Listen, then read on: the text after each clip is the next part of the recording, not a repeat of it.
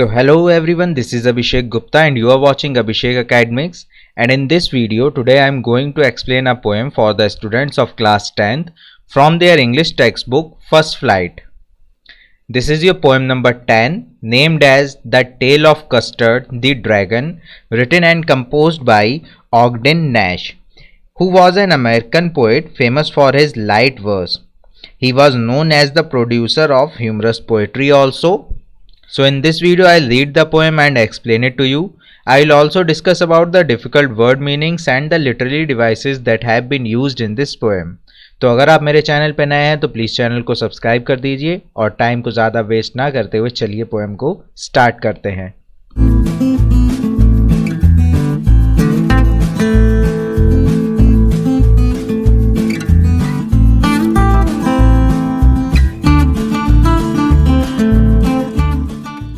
So the poem The Tale of Custard the Dragon is a ballad.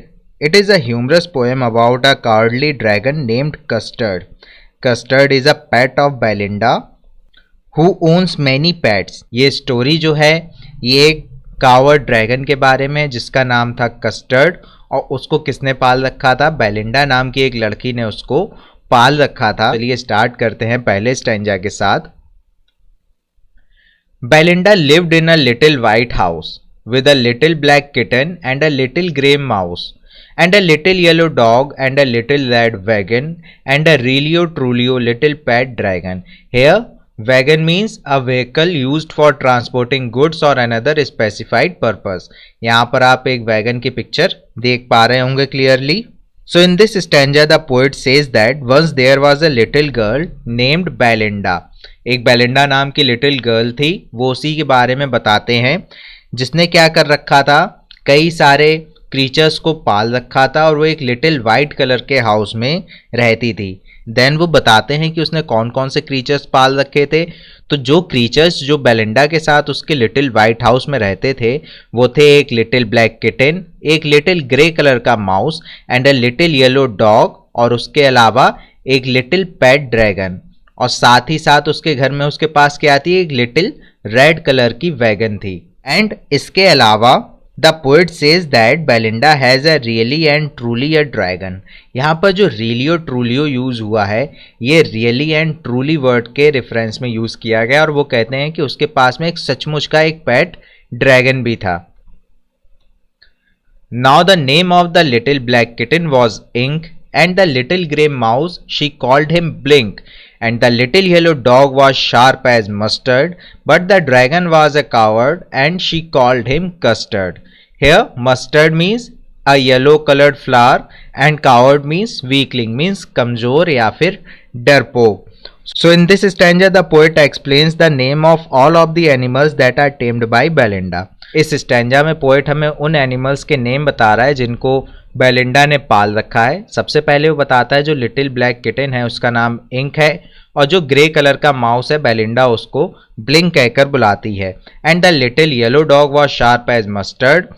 It means the little yellow dog had yellow color and so she called him Mustard, and the dragon that was a coward means was a weakling was called as Custard. तो यहाँ पर उसने सभी के name बताए हैं हमको. वो कहता है जो किटन है उसका नाम इंक है, जो माउस है ग्रे कलर का उसका नाम ब्लिंक है, डॉग का नाम मस्टर्ड है एंड ड्रैगन का नाम कस्टर्ड है.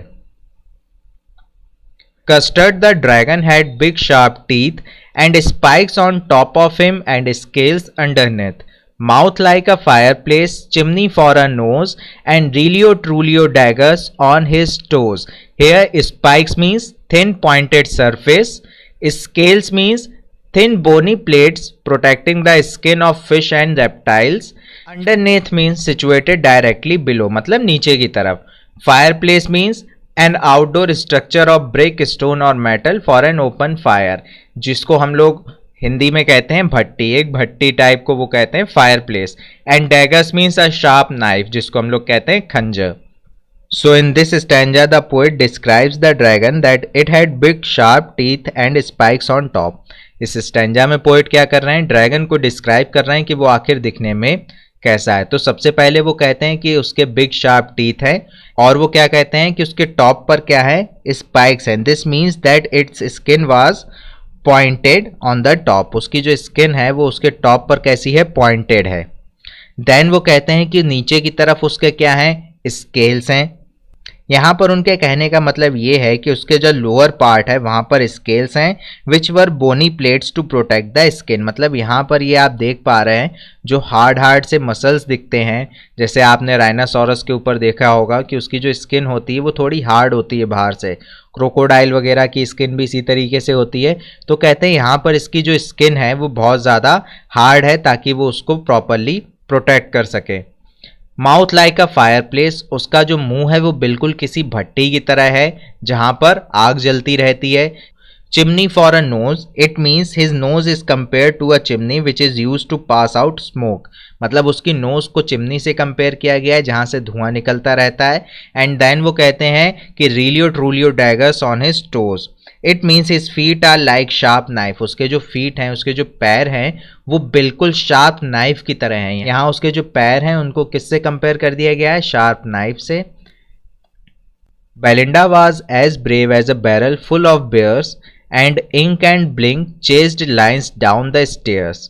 Mustard was as brave as a tiger in a rage, but Custard cried for a nice safe cage.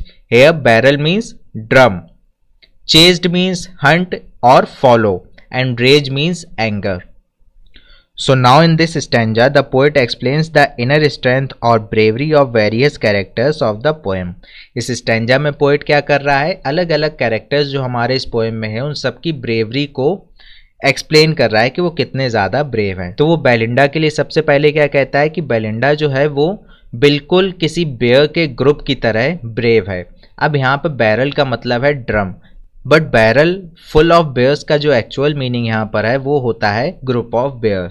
तो वो यहाँ पर क्या कहते हैं कि Belinda was as brave as a group of bear.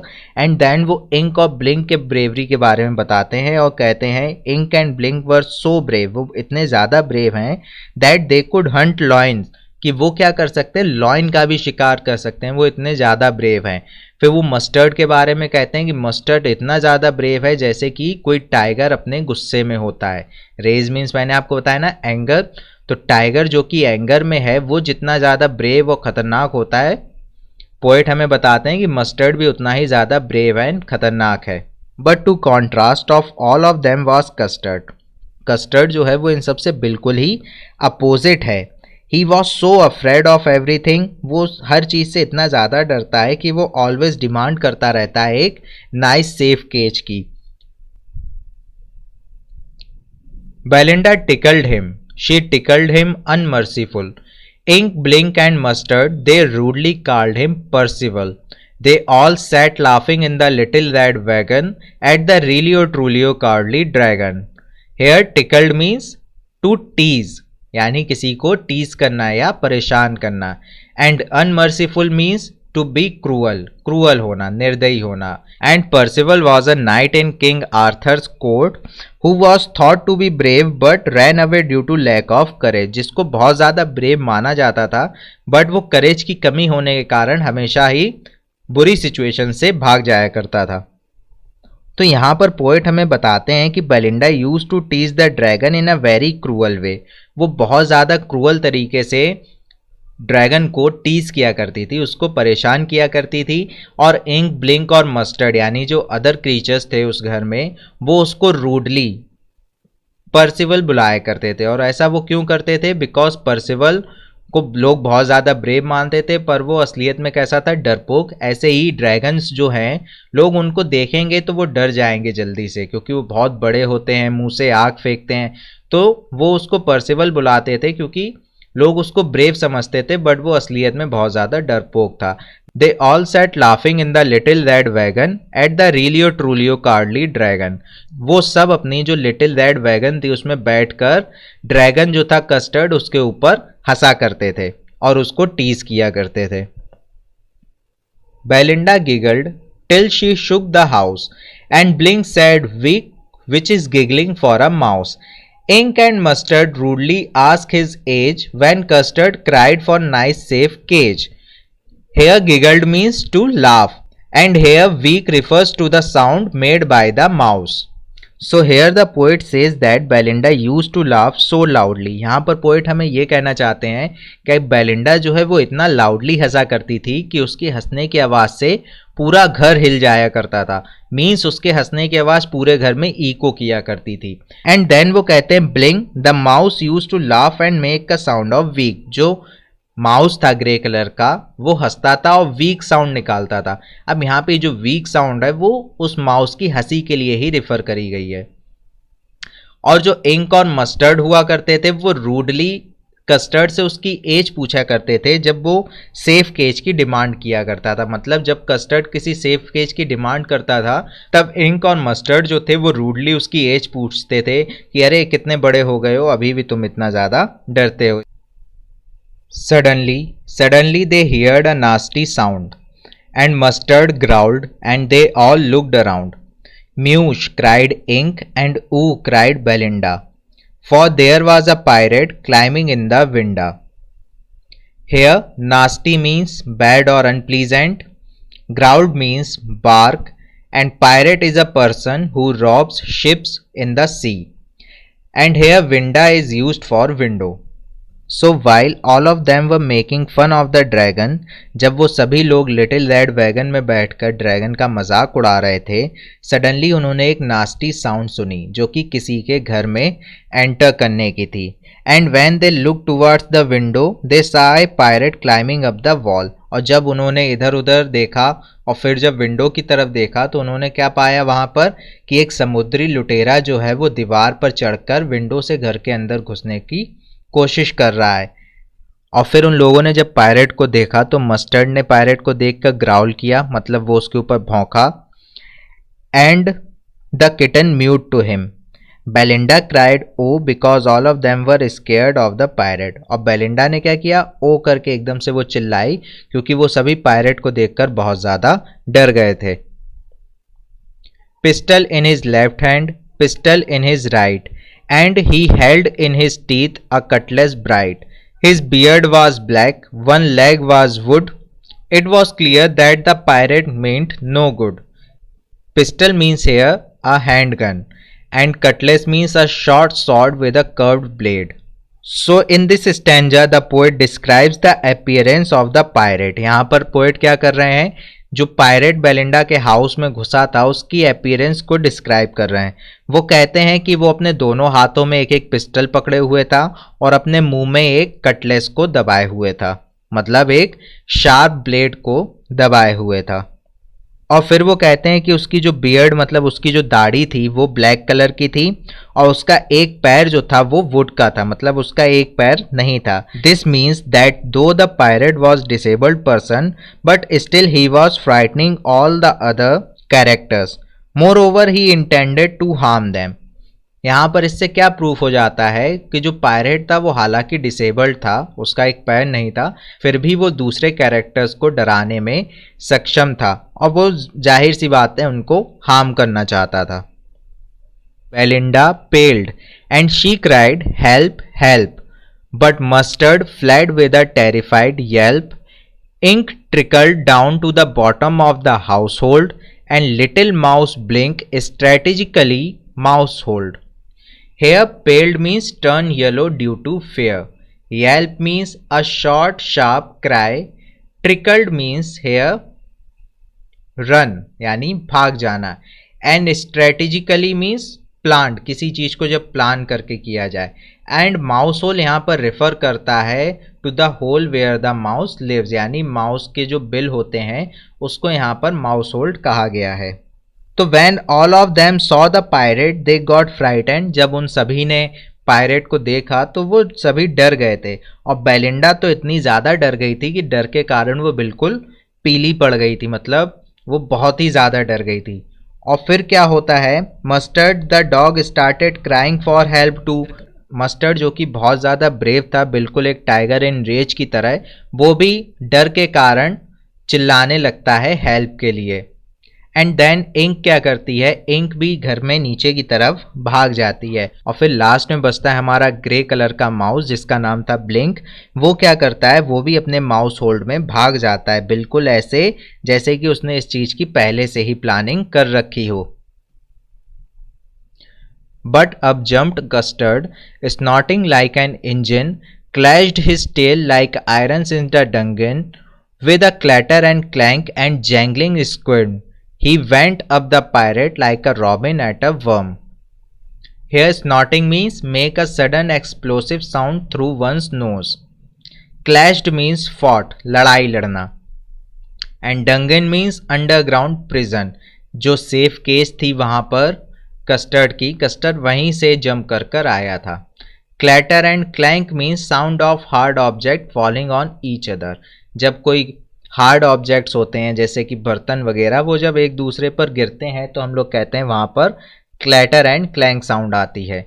तो यहाँ पर पोएट हमें बताते हैं when all the other characters that were earlier defined as very brave got frightened. जब वो सारे कैरेक्टर्स जिनको कि पहले बहुत ज़्यादा ब्रेव बताया गया था, जब सारे वो डर गए, तब क्या होता है, जो हमारा कस्टर्ड द ड्रैगन था जिसको हम लोग कावर्ड समझते थे, वो अचानक से क्या करता है, एक अनएक्सपेक्टेड थिंग करता है. वो जंप करता है on to the pirate and made such a strong sound with his nose as if the engine was producing a sound.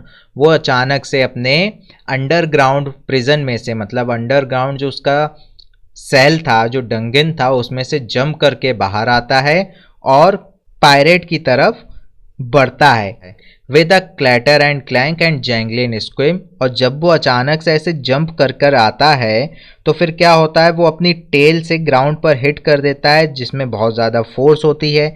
जाहिर सी बात है, जब इतना बड़ा ड्रैगन अपनी टेल को ज़मीन पर पटकेगा तो उसमें बहुत ज़्यादा फोर्स होगी, जिससे कि क्या होता है, एक हैवी साउंड निकलने लगती है, बिल्कुल ऐसी जैसे कि कोई हार्ड ऑब्जेक्ट यानी मेटल के ऑब्जेक्ट्स जो हैं वो एक दूसरे से टकरा रहे हों. He went at the pirate like a robin at a worm. और फिर वो पायरेट के ऊपर बिल्कुल ऐसे अटैक करता है जैसे कि रॉबिन बर्ड अटैक करता है वर्म्स के ऊपर. रॉबिन बर्ड जो होता है वो वर्म्स के ऊपर बहुत ही एग्रेशन के साथ हमला करता है. सेम वैसे ही जो हमारा ड्रैगन है वो भी पायरेट के ऊपर अटैक करता है बहुत ज़्यादा अग्रेशन के साथ. The pirate gaped at Belinda's dragon and gulped some grog from his pocket flagon. He fired 2 bullets, but they didn't hit, and Custard gobbled him every bit. Here gaped means stared with mouth wide open, and gulped means swallow. Grog is a drink जो कि alcohol based होती है जिसको कि pirates पिया करते हैं. And फ्लैगन is a container made of silver in which drink is stored. और ये यहाँ पर आप फ्लैगन की पिक्चर देख भी पा रहे हैं. एंड गॉबल्ड मीन्स स्वैलोड हरीडली, जल्दी जल्दी से निगल जाना. तो जब पायरेट के सामने अचानक से एक बड़ा सा ड्रैगन आ जाता है और वो उस पर अटैक करने लगता है, the pirate got so shocked by the dragons reaction and that he opened his mouth wide with shock. तो बहुत ज़्यादा शॉक्ड हो जाता है ड्रैगन को देखकर, और शॉक में वो अपना माउथ जो है वो वाइडली ओपन कर लेता है, मतलब मुंह खोल के एकदम देखने लगता है सरप्राइज्ड होके कि अरे ये कहाँ से आ गया. And to gather some strength, और बाद में भी थोड़ी बहुत ताकत जुटाने के लिए, थोड़ी हिम्मत जुटाने के लिए वो क्या करता है, अपनी पॉकेट में से अपना फ्लैगन निकालता है और उसमें जो उसकी ड्रिंक होती है वो उसको पी लेता है. और वो ड्रिंक पीने के बाद वो ड्रैगन की तरफ 2 बुलेट्स फायर करता है, लेकिन एक भी ड्रैगन को नहीं लगती है. And then Custard the dragon ate every bit of this fierce looking pirate. And then जो ड्रैगन होता है वो उस पायरेट को पूरी तरीके से गॉबल कर लेता है. Belinda embraced him, Mustard licked him, no one mourned for his pirate victim. Ink and blink in glee and gright around the dragon that ate the pirate. Here embraced means to hug, mourn means feel sorrow for death of someone, मतलब पछतावा करना या दुख मनाना किसी की मौत पर. Victim means sufferer, जिसको दुख पहुंचाया जाता है उसको हम विक्टिम कहते हैं. ग्ली मीन्स डिलाइट, खुशी से. And Garrett means danced. So at last जब पायरेट मर जाता है तो बेलिंडा आके ड्रैगन को क्या कर लेती है, हग कर लेती है, और मस्टर्ड आकर उसको लिक करने लगता है. किसी को भी पायरेट की डेथ पर कोई भी मौन नहीं था, कोई भी उस पर पछतावा नहीं था. इंक और ब्लिंक जो थे वो ड्रैगन के आसपास खुशी से डांस करते हुए घूम रहे थे जिसने पायरेट को खा लिया था. But presently up spoke little dog mustard, I had have been twice as brave if I had not been flustered. And up spoke Ink, and up spoke Blink. We had have been 3 times as brave, we think. And Custard said, I quite agree that everybody is braver than me. Here, flustered means upset or confused. So after they thanked and showed their love towards the dragon, they changed their mind. They were reminded of how they used to make fun of this coward dragon and now they all were praising him. So at once the dog said, अचानक से जो हमारा mustard था dog वो कहता है ये जो कुछ भी हुआ वो कुछ कन्फ्यूजन के कारण हो गया कि वो अपनी ब्रेवरी नहीं दिखा पाया. Otherwise he would have been twice as brave as Custard. And then both Ink and Blink also said that they would have been 3 times braver than Custard. और इसके बाद में कस्टर्ड क्या जवाब देता है, वो कहता है आई क्वाइट एग्री, मैं इस बात से एग्री करता हूँ कि तुम सभी लोग मुझसे ज़्यादा ब्रेव हो. तो इस स्टैंजा में हुआ क्या है, जब सभी लोगों ने उसको थैंक कर लिया तो सबको याद आता है कि जो ड्रैगन है वो तो बहुत ज़्यादा कावर्ड था और हम सब उसका मजाक उड़ाया करते थे. तो सबसे पहले मस्टर्ड बोलता है कि वो तो मेरे साथ कुछ कन्फ्यूज़न हो गया, नहीं तो मैं तुमसे ज़्यादा ब्रेव हूँ और मैं तुमसे दुगनी ब्रेवरी इस सिचुएशन में दिखा सकता था. और उसके बाद में इंक और ब्लिंक भी कह देते हैं कि हम तो तुमसे 3 गुनी ज़्यादा यहाँ पर ब्रेवरी दिखा सकते थे. जिसके आंसर में हमारा ड्रैगन क्या कहता है कि मैं तुमसे एग्री करता हूँ कि सभी लोग मुझसे ज़्यादा ब्रेव हैं. Belinda still lives in her little white house with her little black kitten and her little grey mouse and her little yellow dog and her little red wagon and her really truly little pet dragon. So at last the poet used the same lines again to show that after this terrific episode in which the dragon was the hero, where all the other characters still undermined him by saying that they were more powerful than him and could have handled the situation in much better way, the poet says that life started again. Poet कहते हैं कि life जो है दोबारा start हो गई है और बेलिंडा अभी भी अपने लिटिल वाइट हाउस में रहती है. उसके साथ उसकी लिटिल ब्लैक किटन रहती है, लिटिल ग्रे माउस रहता है, लिटिल येलो डॉग रहता है और एक सचमुच का पेट ड्रैगन रहता है. Belinda is as brave as barrel full of beers and Ink and Blink chase lions down the stairs. Mustard is as brave as a tiger in a rage, but Custard keep crying for a nice safe cage. और poet अपनी बात को continue करते हुए फिर से कहते हैं कि यहाँ पर अब इतना सब कुछ होने के बाद भी कुछ नहीं बदला है.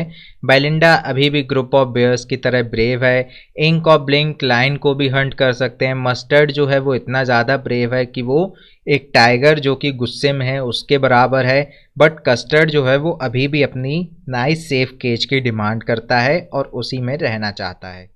So in the end let's sum up the poem once again. The poem the tale of Custard the dragon is a ballad. ये एक बैलेड है. बैलेड क्या होता है, जब हम किसी स्टोरी को पोएम के रूप में बताते हैं तो उसको हम बैलेड कहते हैं. It is a humorous poem about a cowardly dragon named custard.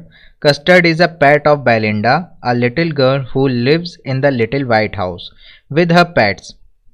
She had a black kitten named Ink, a grey mouse named Blink, a yellow dog Mustard and a cowardly dragon Custard.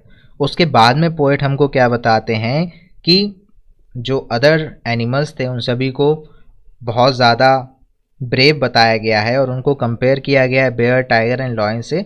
But जो हमारा dragon था उसको बताया गया कि वो बहुत ज़्यादा ही टिमिड हुआ करता था. ही always demands a safe place for himself. और बाकी जो लोग हुआ करते थे वो सभी उसका फिर इस बात पर मजाक उड़ाते थे कि वो हमेशा एक सेफ प्लेस की डिमांड करता रहता है. But one night they are surprised by the entry of a pirate in the house. All of them get frightened and start heading here and there. But to anyone's surprise, the dragon not only tackles him but also eats him up. और इस पूरे terrific episode के बाद में क्या होता है, सभी लोग ड्रैगन को थैंक करते हैं but after they thank him they suddenly realise that they used to make fun of the dragon because of his being timid. क्योंकि वो बहुत ज़्यादा टिमिड था इसलिए वो उसका फ़न बनाते थे. बट अभी तो वो क्या कर रहे हैं, उसको थैंक कर रहे हैं. तो वो अचानक से कहने लगते हैं कि अरे कुछ ऐसी सिचुएशन आ गई कि कुछ कन्फ्यूज़न हो गया, वरना हम तुमसे बहुत ज़्यादा ब्रेव हो सकते थे। और ड्रैगन भी इस चीज़ को मानता है कि हाँ, यहाँ पर जितने भी लोग हैं सभी बहुत ज़्यादा उससे ब्रेव हैं और वो उससे अच्छी तरीके से इस सिचुएशन को हैंडल कर सकते थे। Here the poet has tried to say that sometime a timid person is a actual hero in the toughest situation of life. अब इस पूरी पोएम से हमको पोएट बताना क्या चाहते थे? पोएट हमें ये बताना चाहते कि कभी कभी एक जो टिमिड सा पर्सन होता है, जिसको हम लोग सोचते हैं कि वो किसी काम का नहीं है, वो बहुत ज़्यादा डरपोक है, वो बहुत ज़्यादा ही टफेस्ट सिचुएशंस जब आती हैं लाइफ की तो उसमें एज अ हीरो निकल कर बाहर आता है। और जिनको हम बहुत ज़्यादा ब्रेव समझते हैं वो सभी इस सिचुएशंस में बेकार हो जाते हैं, वो उस सिचुएशन को हैंडल नहीं कर पाते। So now let us talk about the rhyme scheme that is used in this poem. इस पोएम में जो राइम स्कीम यूज़ हुई है वो है AABB की, और इस पोएम के सभी स्टैंजाज में इसी राइम स्कीम को फॉलो किया गया है। Now we will talk about the other literary devices that have been used in this poem. So let's start with our first stanza. अपने फर्स्ट स्टैंजा में जो पहला लिटरली डिवाइस यहाँ पर यूज हुआ है वो हुआ है एनाफोरा। एनाफोरा क्या होता है? जब दो कंसेक्यूटिव लाइंस एक ही वर्ड से शुरू होती हैं तो हम कहते हैं कि वहाँ पर एनाफोरा का यूज होगा। और यहाँ पर and a little yellow dog and a little red wagon और and a realio trulio little pet dragon, ये दोनों ही लाइंस एंड से शुरू हुई हैं तो हम लोग कह सकते हैं कि यहाँ पर एनाफोरा का यूज़ किया गया है। सेकंड लिटरली डिवाइस जो यहाँ यूज़ हुआ है दैट इज़ रिपीटेशन। और रिपीटेशन क्या होता है? Repetitive use of a word. तो आप लोग देख ही पा रहे हैं कि पूरी स्टेंजा में लिटिल वर्ड का बार बार यूज़ किया गया है, so we can say that यहाँ पर रिपीटेशन का यूज़ हुआ है। नेक्स्ट लिटरली डिवाइस जो यहाँ यूज़ हुआ है दैट इज़ ऑक्सीमोरन। ऑक्सीमोरन होता है use of two words with opposite meaning, and यहाँ पर पैट एंड ड्रैगन में ऑक्सीमोरन का यूज़ किया गया है बिकॉज पैट जो है वो पालतू लोगों के लिए यूज़ होता है बट ड्रैगन को कोई भी पाल नहीं सकता, तो हम लोग कह सकते हैं कि यहाँ पर एक तरीके से ऑक्सीमोरन का यूज़ किया गया है। इसके अलावा मैं आपको एक यहाँ पर जानकारी ये देना चाहूँगा कि यहाँ पर इस स्टैंजा में पोएटिक लाइसेंस का यूज़ करते हुए पोएट ने रियल और ट्रू की स्पेलिंग को रिलियो ट्रूलियो लिखकर शो किया है।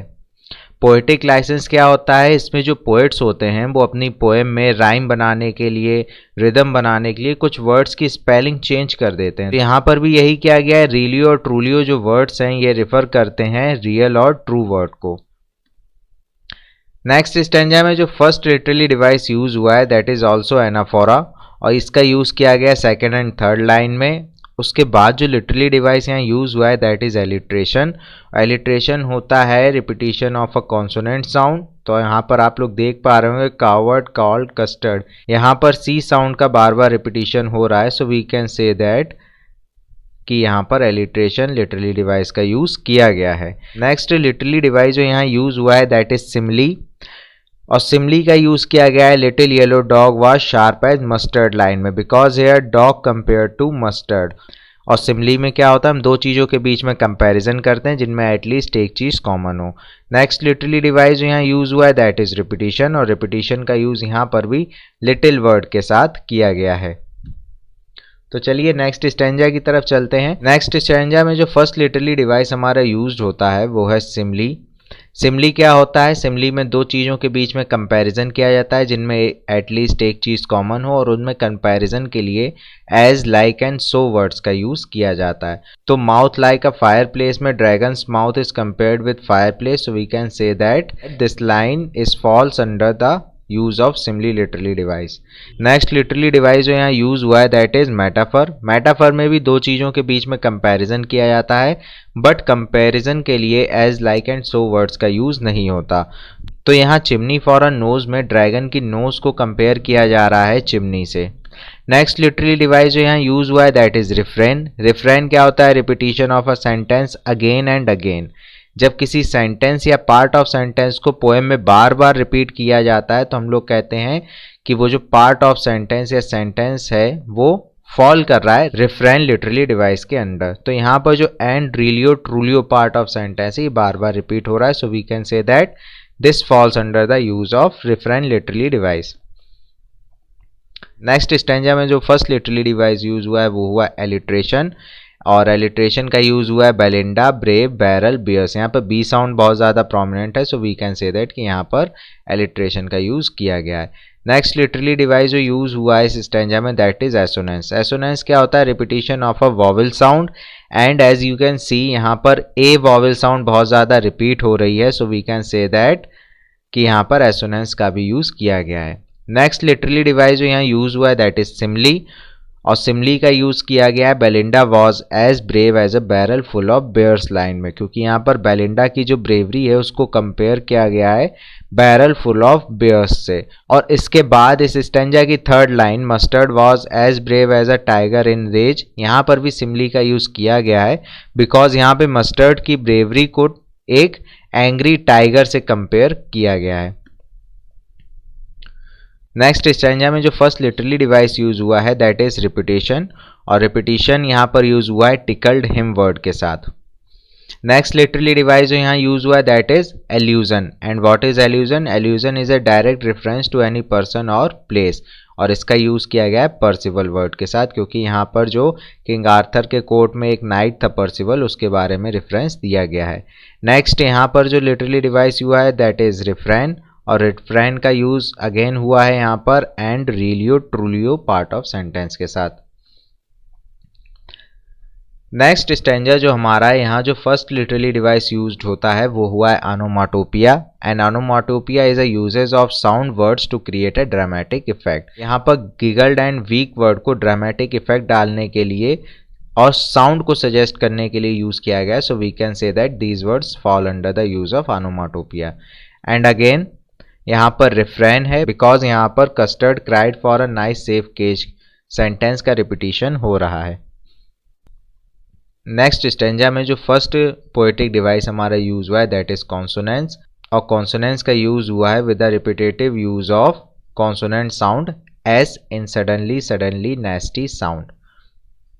नेक्स्ट लिटरली डिवाइस जो इस स्टेंजा में यूज हुआ है that is onomatopoeia with the uses of sound words growled and म्यूच।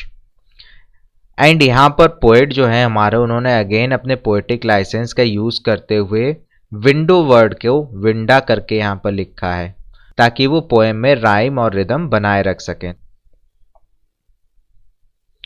Next literally device जो हमारे नेक्स्ट स्टैंजा में यूज हुआ है दैट इज एलिट्रेशन, और एलिट्रेशन का यूज यहाँ पर हुआ है बियर्ड वाज ब्लैक में बी साउंड के साथ एंड ही हेल्ड इज में एच साउंड के साथ।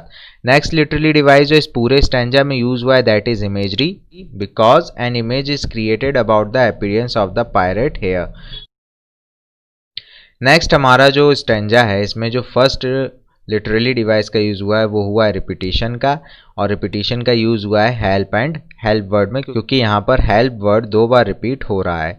नेक्स्ट लिटरली डिवाइस जो यहाँ पर यूज हुआ है दैट इज ट्रांसफर्ड एपिथेट, और इसका यूज किया गया है टेरिफाइड येल्प में।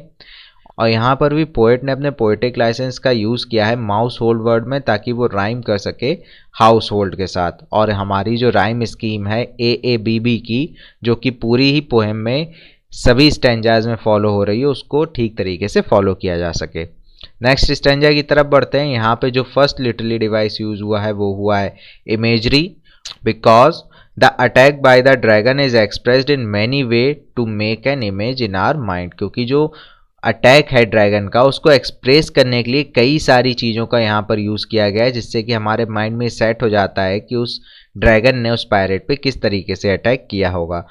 नेक्स्ट लिटरली डिवाइस जो यहाँ यूज़ होता है वो है ऑनोमाटोपिया, और इसका यूज़ हुआ है clatter and clank and jingling words के साथ। नेक्स्ट लिटरली डिवाइस जो यहाँ पर यूज़ हुआ है वो है सिमली, और सिमली लिटरली डिवाइस का यूज़ यहाँ पर कई सारी लाइन्स में कई जगहों पर किया गया है। फर्स्ट ऑफ ऑल यहाँ पर स्नॉटिंग लाइक एन इंजन में सिमली का यूज हुआ है because sound of dragon is compared with the sound of engine.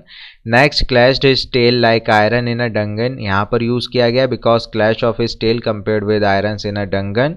And जो लास्ट इस स्टैंजा में सिमली का यूज हुआ है वो हुआ he went at the pirate like a robin at a worm. यहाँ पर ड्रैगन का जो अटैक है उसको बिल्कुल उस अटैक से कंपेयर किया गया है जिस तरीके से रॉबिन बर्ड जो है वो किसी वर्म पर अटैक करता है। और अगर आपको ये वीडियो पसंद आ रही है तो प्लीज़ चैनल को सब्सक्राइब कर दीजिए, वीडियो को लाइक करके शेयर कर दीजिए। चलिए आगे देखते हैं कि नेक्स्ट स्टैंजा में किस लिटरली डिवाइस का यूज़ हुआ है। तो यहाँ पर जो फर्स्ट लिटरली डिवाइस यूज़ हुआ है वो है एलिट्रेशन, और एलिट्रेशन का यूज़ यहाँ पर हुआ है because of repetitive use of consonant sound G in gulped some grog में। नेक्स्ट लिटरली डिवाइस जो यहाँ यूज़ हुआ है that is imagery. The poet has shown the reaction and the actions made by the pirate on seeing the dragon. और इन actions and reaction को पढ़कर हम लोग समझ सकते हैं कि उसका बिल्कुल एग्जैक्ट एक्शन क्या हुआ होगा। नेक्स्ट लिटरली डिवाइस जो हमारे नेक्स्ट स्टैंजा में यूज़ हुआ है दैट इज़ एसोनेंस, और एसोनेंस का यूज़ यहाँ पर कई जगहों पर हुआ है। यहाँ पर एसोनेंस का यूज ओ साउंड के लिए हुआ है, no one month for, I sound में हुआ है, ink and blink in glided, and A sound के लिए हुआ है that at the pirate. And next literally device जो यहाँ पर यूज़ होता है दैट इज़ एलिट्रेशन, और एलिट्रेशन का यूज़ हुआ है ग्ली एंड गैरेट में, repetitive use of consonant sound G के लिए। नेक्स्ट स्टैंजा की अगर बात करें तो यहाँ पर जो लिटरली डिवाइस यूज्ड होता है वो है हाइपरबोल। हाइपरबोल में क्या होता है, हम चीज़ों को उसके एक्चुअल मीनिंग से या तो बहुत ज़्यादा बढ़ा चढ़ा कर कहते हैं या उसको बहुत ज़्यादा कम करके कहते हैं।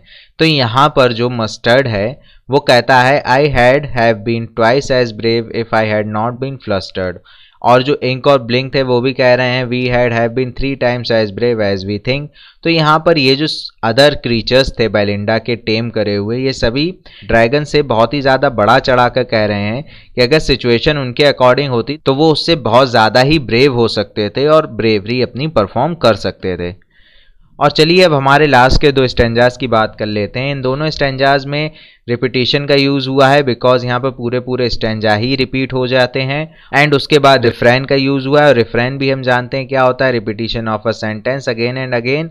और यहाँ पर जैसा कि आप देख रहे हैं जब पूरा स्टैंजा ही रिपीट हुआ है तो जाहिर सी बात है उसमें सेंटेंस भी रिपीट हुए होंगे।